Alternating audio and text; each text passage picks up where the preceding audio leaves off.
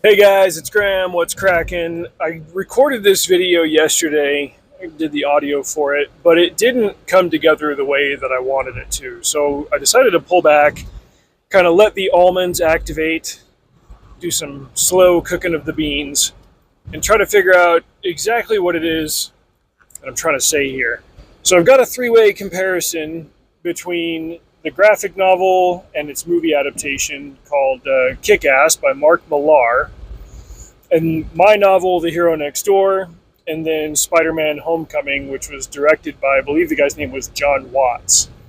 And oh man, it's so hot that this thing melted off my windshield. Fantastic. Anyway, where was I? Comparisons here.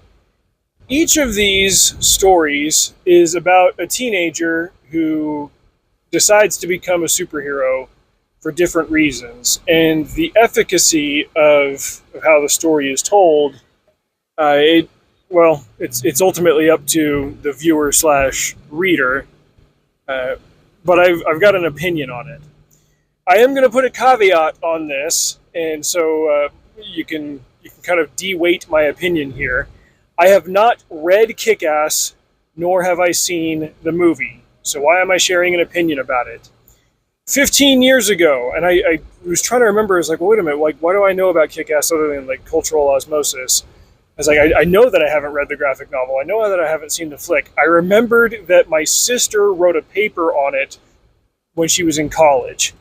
And I could do a whole video on this other subject, but because I was always the writer guy, when I was in college, my roommates would have me look over whatever essays they were writing and give them once over to kind of punch up the writing. And I often did the same thing for my sister whenever she was writing something for one of her classes. And for an English class, she wrote this essay and analysis on Kick-Ass. And that was how I learned a lot of what goes on in that movie. So I'm not claiming to have read it. I'm familiar with some of the basic elements of it. I'm going to check it out from the library and read it when I've got time to freaking breathe. I've already done like 48 hours and it's only Thursday. But I digress. The premise of Kick-Ass is that there's a teenager guy who becomes kind of an off-brand vigilante superhero and ends up biting off way more than he can chew. And he gets in trouble with some local organized crime elements. He also runs in with a daddy-daughter superhero duo.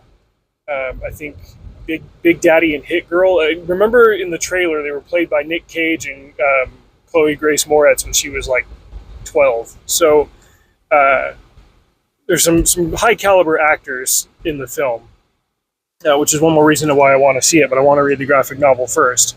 Anyway, this kid finds out that despite him being a big comic book fan, he's in over his head when he actually tries to become a superhero. And the line that my sister put in her essay that was really kind of descriptive of this whole process was kind of the opening line where the kid says, nobody actually wants to be Spider-Man.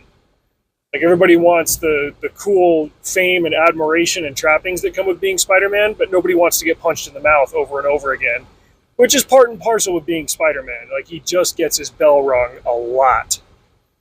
And when it comes time to do that heavy lifting, to get the rainbow but have to put up with the rain, that's got a lot to do with, as far as I understand, as far as the essay explained, what the story is about. And how like the guy gets some of what he wants, but at what cost. In The Hero Next Door, which I wrote in 2017, I kind of did that on a dare from my writers group, which at the time I was the youngest, and I was also, well, I got the premise for this story when I was still single. By 2017, I was very well and married and already had 2 kids, but I was still toying with this idea of writing a YA paranormal romance, but I kept tweaking the tropes into something that I would actually want to write. And I came up with this idea where the guy was normie and the girl was supernatural. And I was like, well, okay, well, what does he do from there? And I decided to keep punching it up, punching it up, punching it up. And the story became that the main character guy falls in love with his new hot neighbor girl, but he finds out that she's secretly an Amazon warrior princess, and she's in town with a bunch of other secret Amazon warrior princesses to hunt invisible monsters. The catch is that he can see these monsters, and he's trying to impress this girl, but she's not interested. She won't give him the time of the day. He's just this dork kid, a simp, basically. But he's a huge comic book fan and a comic book reader, and he also takes some inspiration and some cues from his grandfather, his late grandfather, who was completely unhinged, but that was how he met his grandmother. And he's like, all right, I'm just gonna pull all the stops out. I got a couple of $1,000 in the bank from an inheritance. I'm going to become an off-brand vigilante. I'm going to go out on these monster hunts, and I'm going to crash them, and I'm going to impress her. And once she's done with her little monster hunting mission, I can take off the mask, and then she'll have to notice me. From there, it goes horribly wrong, and everything that he tries keeps blowing up in his face, like very much badly, to the point where like he ends up going into this kind of downward spiral. And my writer friends who have read it kind of saw the ending coming, but my reader friends who have read it didn't. And it's one of my favorite and probably one of my most personal books that I've ever written. I had a lot of fun doing that. The Hero Next Door and Kick-Ass are both about characters who are fans of comic book superheroes and decide to become one, and it does not go the way that they want it to go. In that sense, I guess there's a genre of fiction where then you get these characters that want to become something, and it's nowhere near what they thought it was. Why am I comparing this to Spider-Man: Homecoming? I watched that again recently. My son is watching the Marvel movies again. He wants me to watch them with him. He's in that age bracket now. I was like, all right, cool, sure. And I really, really liked Homecoming when it came out. Watching it again recently, with hindsight and all that, I look at components of it and I was like, oh, okay, that wasn't as well executed as I thought. Now that I've got a little bit more of a critical eye on it. My problem is this: John Watts, the director, in some interviews and stuff, was really open about the fact that he wanted to write a John Hughes style movie, treatment for Spider-Man, and he really wanted to channel John Hughes. I think that he was a little bit too flagrant with that desire. While John Hughes is just a cultural icon and made some incredible works that are still very well loved and finding new audiences to this day, he was also like what's the right way to say this? Like, his works belong to a time and a place. And that time is not 2017 America. That time is more like 1987 America and 1990s America. Like, he wrote about a particular setting and people in a particular bracket and social classes. Like, he wrote very much about the working class and the middle class in the Midwest. A lot of his movies, it feels like, were set in Chicago and Indianapolis and just had to do with the everyman, as it were. I can understand wanting to write something that's ground level and that touches on those same feelings, but if you're trying directly to channel something so specific and so branded, and you do it in a very on-the-nose way, I think you can lose the impact of what you were trying to accomplish. This was never more apparent than in one particular scene where Peter Parker has to go like running through a bunch of backyards and stuff, and he ends up like crashing through this one yard where there's a party going on, and they're playing on like a projector screen or something. They're playing Ferris Bueller's Day Off, a John Hughes movie, and it's at the scene where Ferris Bueller is running through a bunch of backyards and stuff, and Peter's like, "Oh, great movie, by the way," and then keeps running. I was like, okay, why do I find that so annoying? It was trying too hard to be something. Kick-Ass saying, nobody wants to be Spider-Man. Nobody wants to get punched in the face like Spider-Man. Nobody actually wants to step up and do this.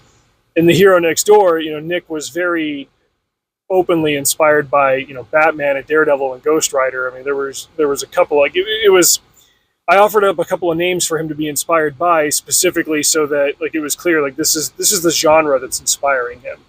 It's not necessarily any one character that he's trying to be. Like he's trying to carve out his own space within this genre and be this type of character.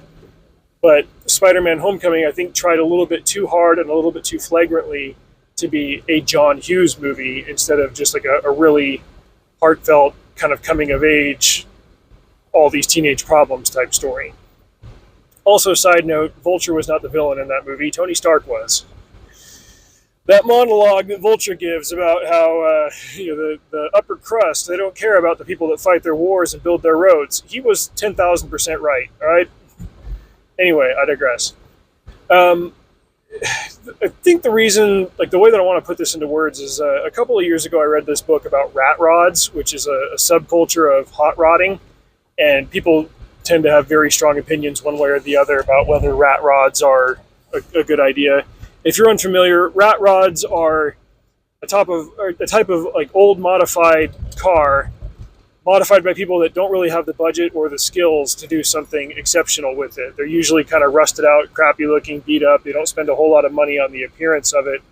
All the money and skills that they have will go into the engine and the drivetrain, put big wheels on it, big fat loud exhaust, but the interior will be kind of like rugged and ratty. Oftentimes they'll use like old newspaper to line the inside of the car, and it was a movement that kind of was born organically. But then once it gained popularity within a certain section of car fans, people tried to make rat rods rather deliberately. And it got to a point where they were even like being really, really flagrant about putting cartoon rat stickers on there and like tying a rubber rat to the dipstick or to the shifter or something just to say like, hey, it's a rat rod, huh? You could do because of the rat, right? Like, that's when it started to get pushback from some of the more like organic rat rod builders. Like, you're building this to try to like buy in and be cool. Like you're the Hot Topic version of an anarchist. This is not the same as actually being an anarchist, okay? Like it's not the same. Spider-Man Homecoming was trying too hard to be specifically a John Hughes thing when it had Peter Parker running through the backyards saying, hey, Ferris Bueller's a great movie, right? And he's in detention and all that stuff. In a way, he was a character that wanted to be a superhero, kind of the way that Kick-Ass and Hero Next Door has it happen. But there were problems, I think, with the execution. That's been running around in my head. In summary, what this all comes down to is A, authenticity, and B, the principle of like fit in and stand out. When you're creating something in a genre, like there are certain beats that you want to hit, there might be certain tropes that you want to play with or emulate, but you can be too forward with it if you're not careful. You can start tying rubber rats to the dipstick and to the shifter. At that point, it's less about being organic and more just about being like, oh, hey, I want to borrow your estimation of this much more popular thing by rubbing it on my thing. It's first of all, that sounds not nasty. And second, just make your own thing, man, and make it well. Make it like John Hughes did, but don't make it like John Hughes. Anyway, in summary, you can find The Hero Next Door on Amazon and on Audible, narrated by Michael Drugas. He did a great job. We did a lot of back and forth on pronunciations and stuff. But he did a great job, and I think you guys should check that one out. I am due to write a sequel to it, and I've got one planned, but I've got 20,000 other books to write first. I will eventually get that one done because I'm very excited for the follow-up idea that I have and for future adventures where Nick crosses over with other characters of mine. Anyway, thanks for watching this, guys. Drive safe. See you out there.